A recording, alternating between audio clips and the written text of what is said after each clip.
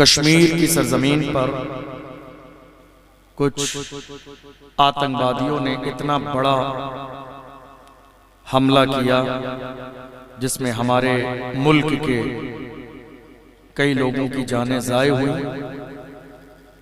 आप यकीन जानिए इन लोगों ने चंद जानें ज़ाय नहीं की हैं, बल्कि इन्होंने पूरी इंसानियत को शर्मिंदा कर दिया।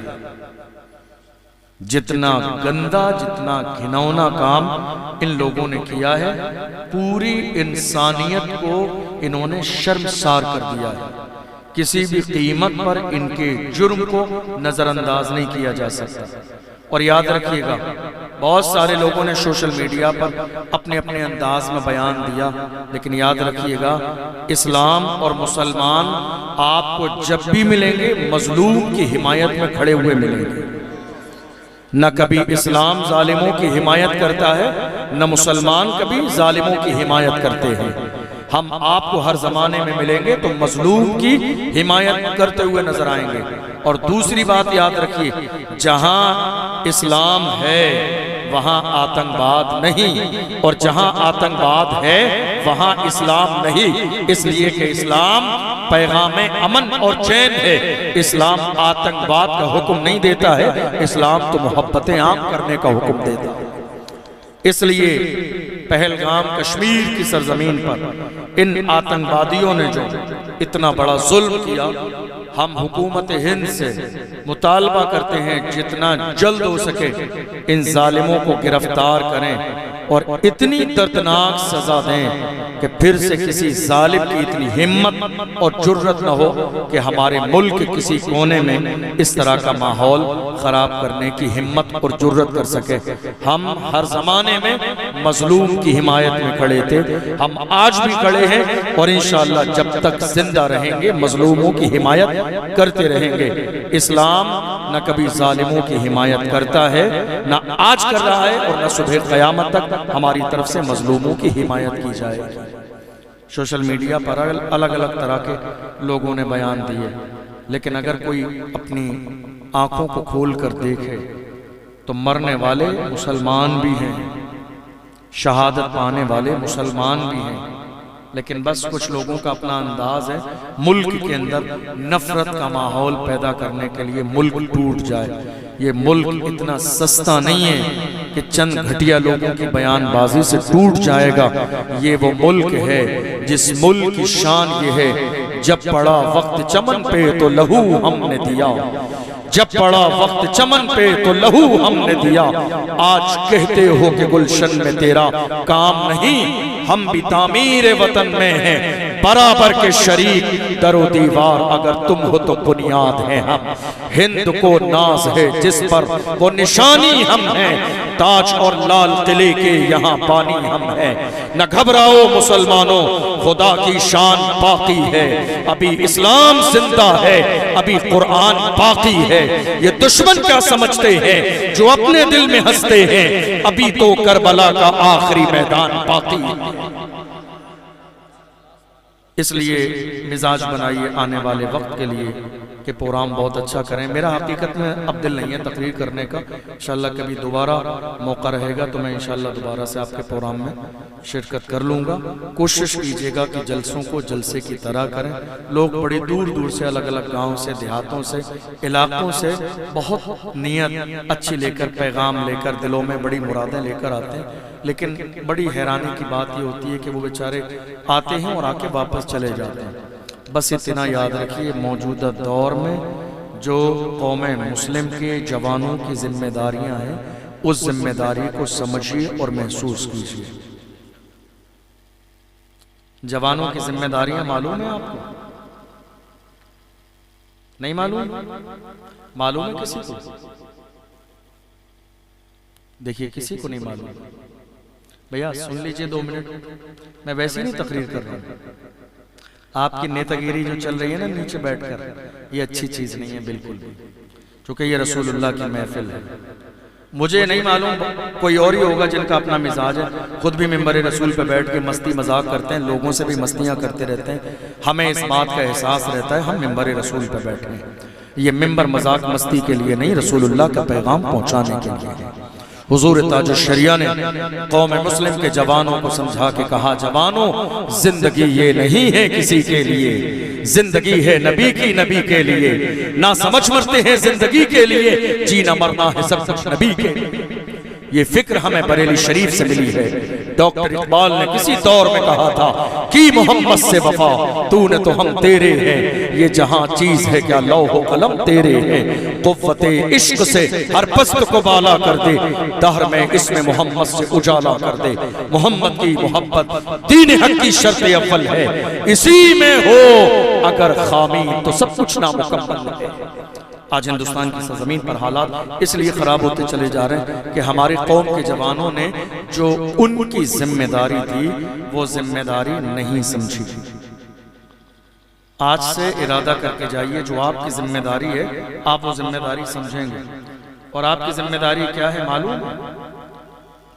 आज से ये नियत करके जाइए, निकाह मस्जिद में करेंगे और शादी बगैर जहेज के करेंगे। तैयार हैं आप?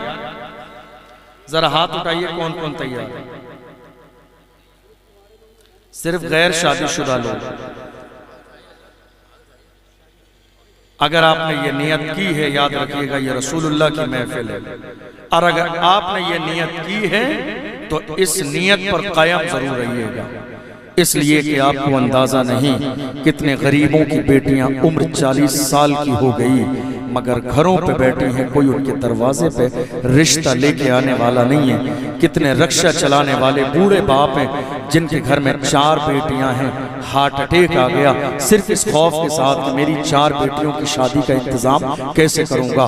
कितने बेशर्म हैं वो लोग जो शादी से पहले लिस्ट बना के सामान की दे देते हैं, नहीं साहब मुझे ये भी चाहिए, ये भी चाहिए। जवानों याद रखो, खुदा ने तुम्हें हाकिम बनाया है, तुमने अपने हाथों में चूड़ियां तुम्हारे लिए नहीं है, चूड़ियां हमारी बेटियों और बहनों के लिए हैं। अल्लाह ने तुम्हें हाकिम बनाया है और तुम्हारे हाथों में हुनर दिया है। लिस्ट बनाना और सामान का मुतालबा करना ये किसी मर्द की जिम्मेदारी नहीं है।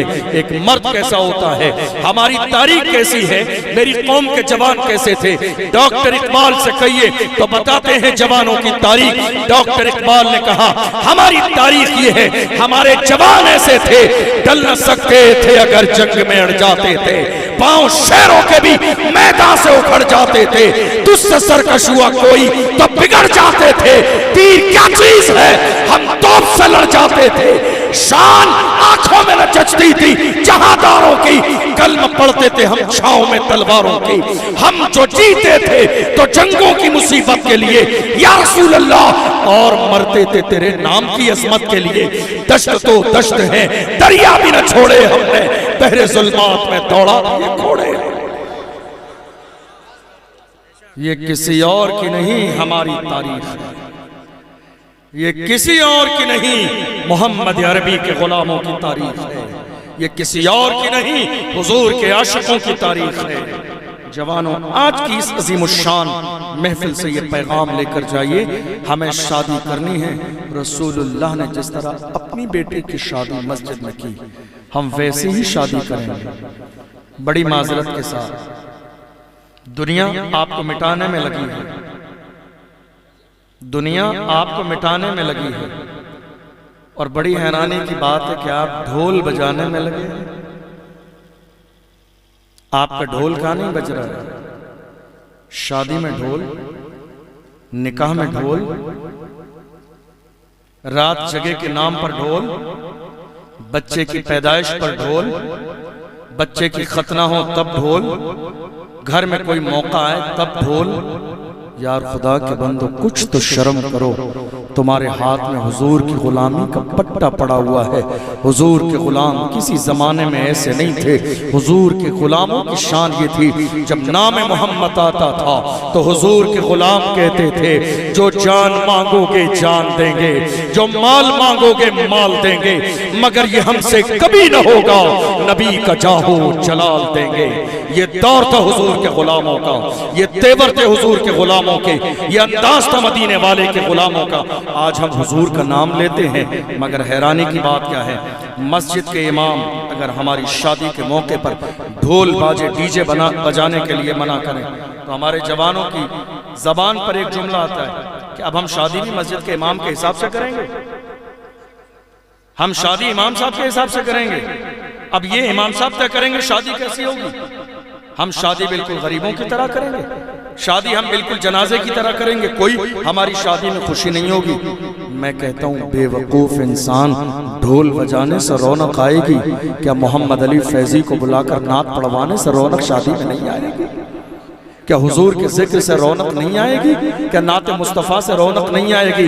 याद रखिएगा, ये जो जवानी पर आप इतरा रहे हैं, नहीं साहब मुझे अपनी शादी अपनी मर्जी से करनी है, नहीं साहब मुझे ढोल भी बजाना है, डीजे भी बजाना है, चाहे मोहल्ले की मस्जिद में अजान होती रहे, जुमा हो, बयान हो, खिताब होता रहे, तकबीर होती रहे, नमाज होती रहे, मुझे ढोल बाजे डीजे बजाने हैं। उलमा मना कर रहे हैं, उलमा की मुखालिफत की जा रही है, मस्जिद के इमाम की बगावत की जा रही है। कहते नहीं नहीं साहब मेरा माल है, मेरा माल है, मेरा पैसा है, मेरे बाजू की ताकत से मैंने पैसा कमाया है। मैं कहता हूँ नादान इंसान, अपने बाजू पे इतराने वाले जरा जाके शहर के हॉस्पिटल में चक्कर लगा के देख, तुझसे बड़े बड़े सूरमा बाज़ाब्ता वेंटिलेटर पे पड़े हुए हैं, तुझसे बड़े बड़े सूरमा बाज़ाब्ता हॉस्पिटल पे पड़े हुए हैं। इतरा रहा, तेरी जवानी, तेरा पैसा, तेरे बाजू की ताकत है, तुझे अंदाजा भी नहीं।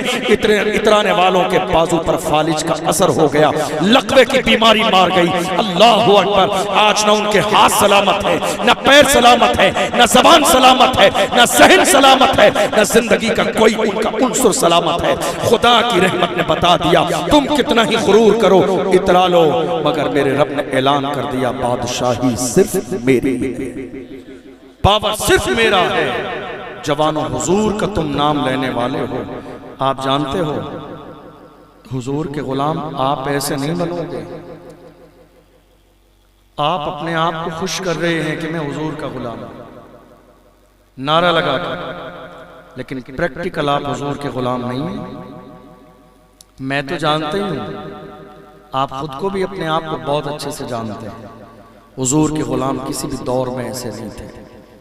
हमारी जिंदगी का एक लम्हा भी हुजूर के हुक्म के मुताबिक नहीं गुजर रहा है। कम से कम हुजूर से इतना तो इश्क करो कि क़यामत के मैदान में शर्मिंदा न हो।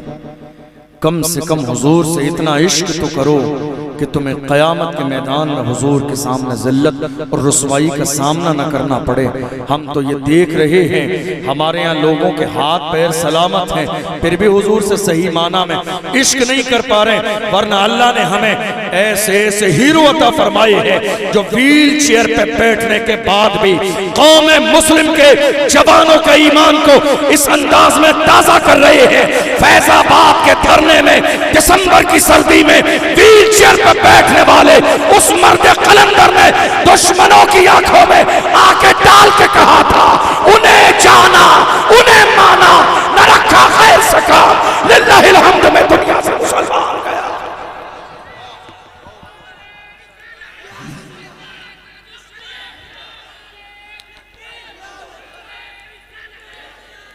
जानो दिल हो शफरत सब तो मदीने पहुंचे, तुम नहीं चलते रजा सारा तो सामान गया। और जानते हैं तारीख का एक बहुत बड़ा जनाजा, ये जनाजा किसी MP का नहीं था, ये किसी MLA का नहीं था, ये जनाजा किसी प्राइम मिनिस्टर का नहीं था, ये जनाजा एक सच्चे आशिक रसूल का था, ये जनाजा हुजूर के वफादार का था।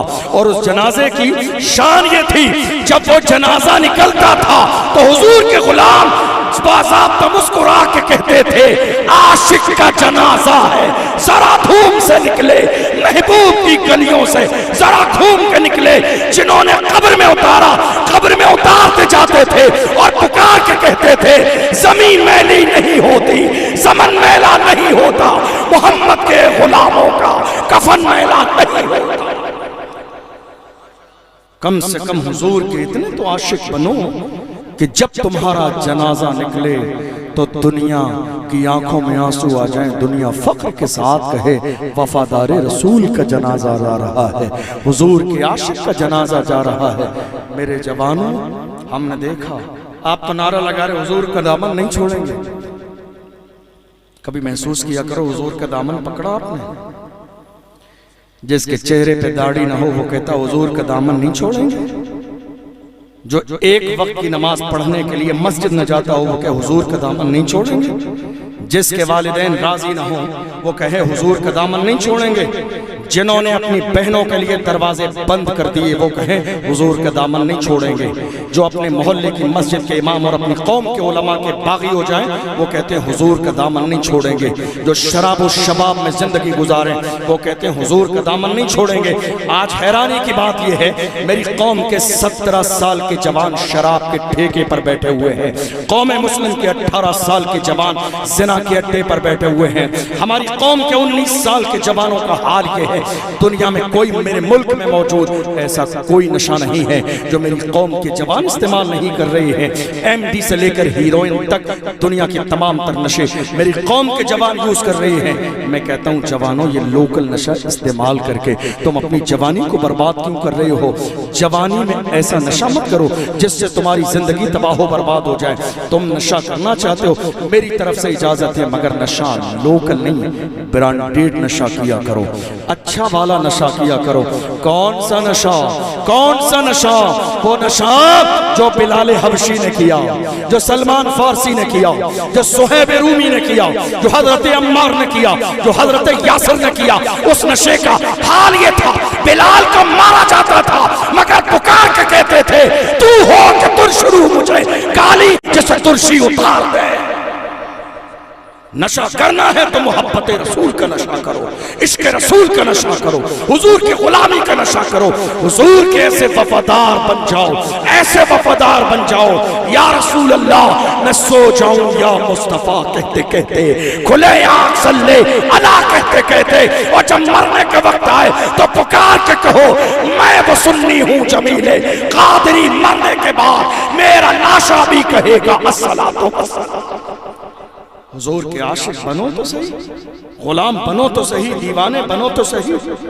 आज हम जबान से कह रहे हैं हुजूर के गुलाम हैं, हुजूर के दीवाने हैं, मगर हमारे हालात इस बात का तकाजा नहीं कर रही हैं कि हम मोहम्मद अरबी सल्लल्लाहु अलैहि वसल्लम का हमें जैसा गुलाम होना चाहिए था हम हुजूर के वैसे गुलाम हैं। मेरे अजीज़ों, मेरे जवानों, बदलो अपने अंदाज को, बदलो अपने मिजाज को, बदलो अपने किरदार को, बदलो अपनी सोच को। आपको मालूम है फ़लस्तीन की सरजमीन पर थोड़े से ज़माने पहले एक जवान ने मीडिया के सामने इंटरव्यू दिया तो उसका हाल ये था कि उसने ढाटा लगा लिया, अपना चेहरा ऐसे छुपा लिया ताकि कोई पहचान न ले। अल्लाह सलामत रखे उन इज्जत वाली माओं को। माँ ने आके चेहरे से नकाब हटा दिया और कहा जालिम चेहरा छुपाता क्यों है? चेहरा खोल के इंटरव्यू दे ताकि दुनिया को पता चल जाए मोहम्मद अरबी के गुलाम बुज़दिल नहीं होते हैं, ये हर जमाने में बहादुर होते हैं। नारा लगा दीजिए, नारा हज़रत तशरीफ